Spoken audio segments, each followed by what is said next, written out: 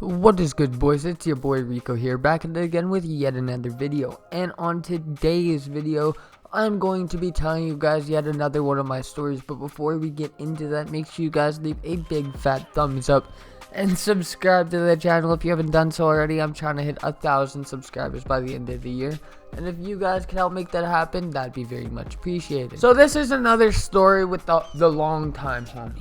Long time Greg. Y'all know Greg. He's one of he's one of the big bros, if you will, the big little bros. So it was a typical day back when I lived in the town that I can only describe as a crackhead infested shithole in the middle of buttfuck nowhere. This town has absolutely no clout. So I would usually chill out at home for a few hours before going and chilling out with homies when I lived there, right?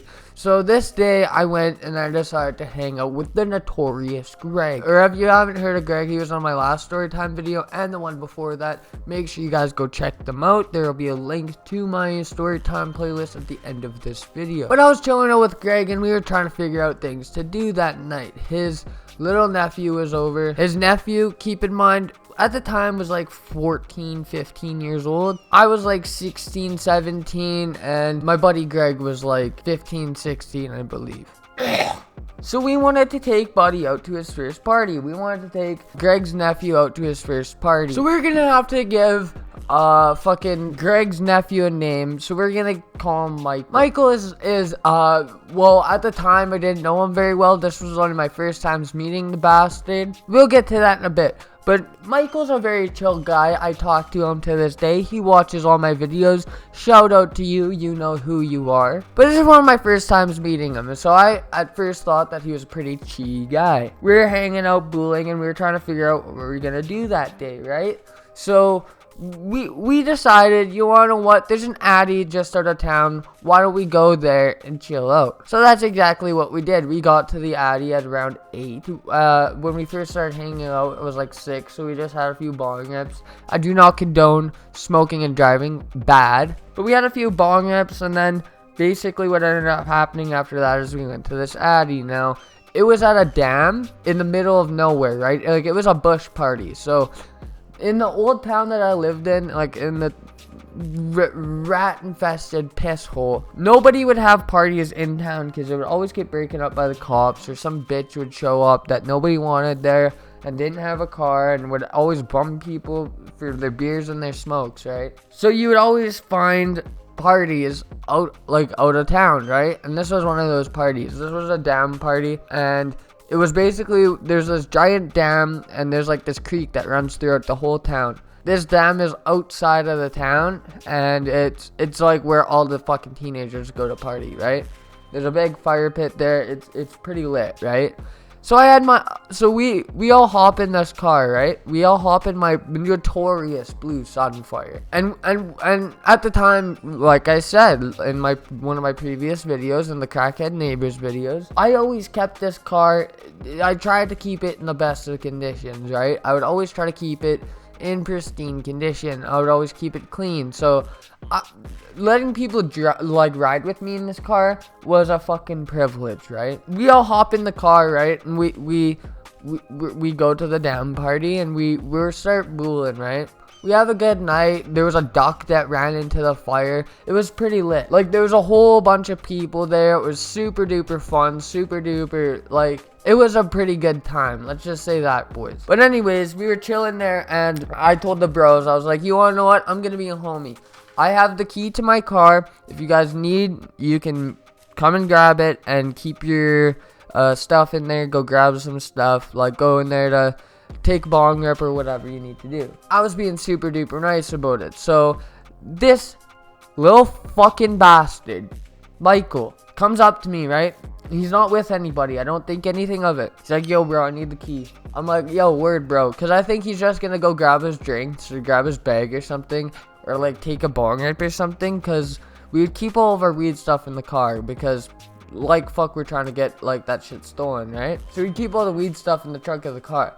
So that's what I thought Buddy was doing. Lo and behold, he had some chick waiting by my car, right? So he goes over there. He unlocks the back door. And there's leaning up against my fucking subwoofers. This little bastard, Michael. He's leaning up against my subwoofers, getting his balls sucked. So after like 15 minutes or whatever, I'm like, yo, I need to get into my car. So I go to my car to see if Michael's still there, right? And I see this motherfucker getting his balls sucked in the back seat of my poor Pontiac Sunfire, boys.